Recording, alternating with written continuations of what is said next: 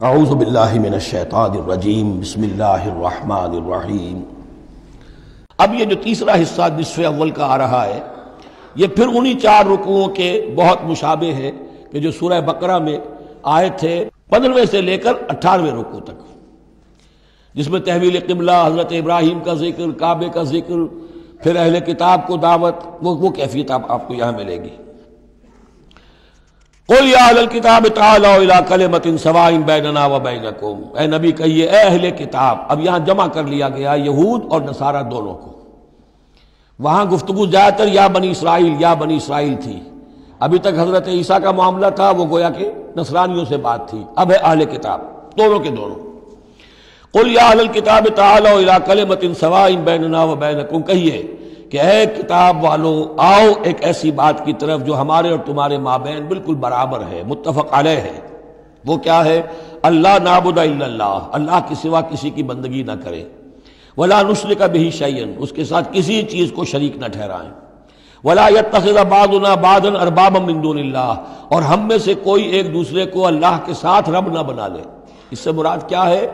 جیسے کہ پوپ کو انہوں نے رب بنا لیا کہ پوپ کو اختیار ہے جس چیز کو چاہے حلال قرار دے دے، جس چیز کو چاہے حرام قرار دیتے، یہ گویا کہ ان کو اس کو پوپ کو بھی رب مان لینا ہے۔ چنانچہ یہ واقعہ ہے کہ مشہور جو سخی تھے حاتم طائی، ان کے بیٹے عدی ابن حاتم رضی اللہ تعالی عنہ، وہ ایمان لائے، عیسائی تھے پہلے، تو انہوں نے ایک مرتبہ حضور سے کہا کہ یہ قرآن یہ کہتا ہے کہ ہم نے اللہ کے سوا کسی اور کو رب بنا لیا، تو یہ بات کچھ سمجھ میں نہیں آئی، ہم نے تو کسی کو رب نہیں بنایا۔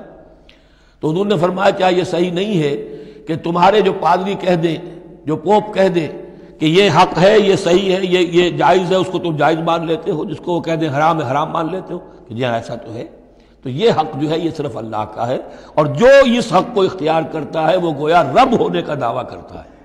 اب یہ ساری قانون سازی جو شریعت کے خلاف کی جا رہی ہے، یہ خدائی کا دعویٰ ہے جو لوگ کر رہے ہیں بیٹھے ہوئے، اور ان ہاؤسز میں پہنچنے کے لیے جو بےتاب ہوتے ہیں اور اس کے لیے کروڑوں روپیہ خرچ کرتے ہیں، جہاں جا کر یا تو پہلے طے ہو جائے، یہاں کوئی قانون سازی کتاب و سنت کے منافی نہیں ہو سکتی، پھر جائیے، پھر وہاں پر جا کر قانون سازی کتاب و سنت کے دائرے کے اندر کیجیے۔ لیکن جہاں یہ نہیں ہے تو وہ جو فرمایا یہاں پر نوٹ کر لیجئے، تعالوا الی کلمۃ سواء بیننا وبینکم اللہ نعبد الا اللہ ولا نشرک بہ شیئا ولا یتخذ بعضنا بعضا اربابا من دون اللہ فإن تولوا، پھر اگر وہ منہ موڑ لیں، فقولوا، اے مسلمانوں تم کہو، فقولوا اشہدوا بأننا مسلمون، اچھا بھائی آپ لوگ گواہ رہے ہم تو مسلمان ہیں، ہم نے تو اللہ کی اطاعت قبول کر لی، ہم ان تینوں باتوں پر قائم رہیں گے، آپ کو اگر پسند نہیں ہے تو آپ کی مرضی۔ یا اہل الکتاب، اے کتاب والو، لم تحاجون فی ابراہیم، تم ابراہیم کے بارے میں کیوں جھگڑتے ہو؟ وما انزلت التوراۃ والانجیل الا من بعدہ، حالانکہ تم بھی مانتے ہو کہ تورات بھی ان کے بعد نازل ہوئی، انجیل بھی بعد میں نازل ہوئی، یہودیت بعد کی پیداوار ہے اور نصرانیت بھی بعد کی پیداوار ہے۔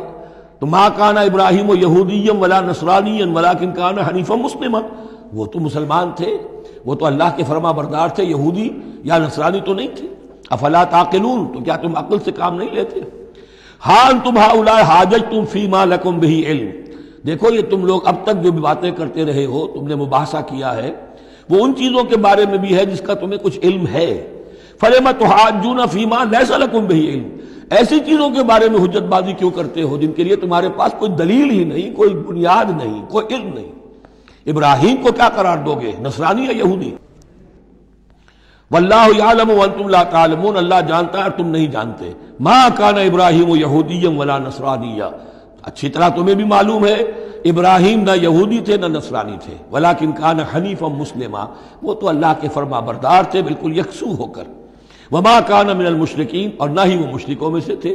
گویا کہ 3 طبقات جو موجود تھے عرب میں اس وقت، یا مشرکین عرب تھے، وہ بھی اپنے آپ کو منسوب کرتے تھے، وہ تو چونکہ نسل تو حضرت اسماعیل کی ہے تو وہ بھی کہتے تھے ہمارے رشتہ ابراہیم سے ہے، یہودی بھی نصرانی بھی، لیکن فرمایا ابراہیم جو ہے وہ نہ یہودی تھے نہ نصرانی تھے نہ مشرک تھے۔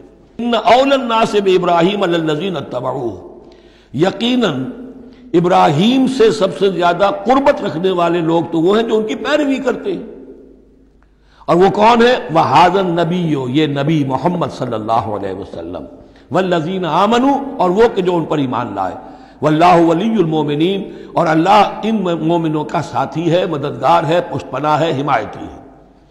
وَدَّتْ طَائِفَةٌ مِّنْ أَهْلِ الْكِتَابِ لَوْ يُضِلُّونَكُمْ وَمَا يُضِلُّونَ إِلَّا أَنفُسَهُمْ وَمَا يَشْعُرُونَ، اہل کتاب کا ایک گروہ جو ہے تلا ہوا ہے، اس پر آرزومند ہے کہ اے مسلمانوں تمہیں کسی طریقے سے گمراہ کر دیں۔ لَوْ يُضِلُّونَكُمْ وَمَا يُضِلُّونَ إِلَّا أَنفُسَهُمْ، وہ نہیں گمراہ کر سکیں گے مگر اپنے آپ کو، وَمَا يَشْعُرُونَ، انہیں اس کا شعور نہیں ہے۔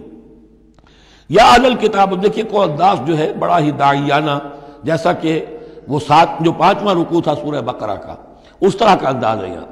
یا اہل الکتاب لما تکفرون بآیات اللہ وانتم تشہدون، اے کتاب والو، اے اہل کتاب، کیوں تم اللہ تعالیٰ کی آیات کا انکار کرتے ہو جبکہ تم اس کے قائل ہو، پہچان چکے ہو، دل میں جان چکے ہو۔ یا اہل الکتاب لما تلبسون الحق بالباطل وتکتمون الحق وانتم تعلمون، اے اہل کتاب کیوں تم حق کے اوپر باطل کا ملمہ چڑھاتے ہو، کیوں حق کو چھپاتے ہو جانتے بوجھتے۔ یہ بھی اس 5ویں رکوع میں آیت موجود تھی، وَلَا تَلْبِسُوا الْحَقَّ بِالْبَاطِلِ وَتَكْتُمُوا الْحَقَّ وَأَنْتُمْ تَعْلَمُونَ۔ صدق اللہ العظیم۔